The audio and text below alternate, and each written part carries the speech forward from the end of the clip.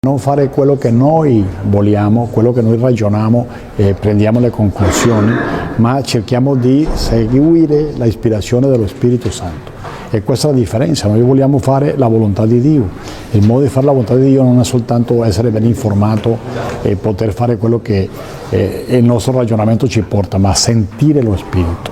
Farlo in comune ci ha permesso di riprendere questo che chiamiamo la conversione spirituale, cioè di poter condividere veramente la nostra vita spirituale, dove troviamo la guida dello Spirito Santo in ogni persona, in ogni comunità, in ogni gruppo che è impegnato nell'apostolato. È un messaggio e un'offerta pure, noi vogliamo condividere questo tesoro, perché veramente che il discernimento ci porta a quello che è veramente più umano. No? Il Papa Francesco ha ribadito tantissime volte, più volte, che la Chiesa ha bisogno di prendere il discernimento delle grandi cose e delle piccole cose come il suo modo di prendere decisioni per poter servire meglio il mondo.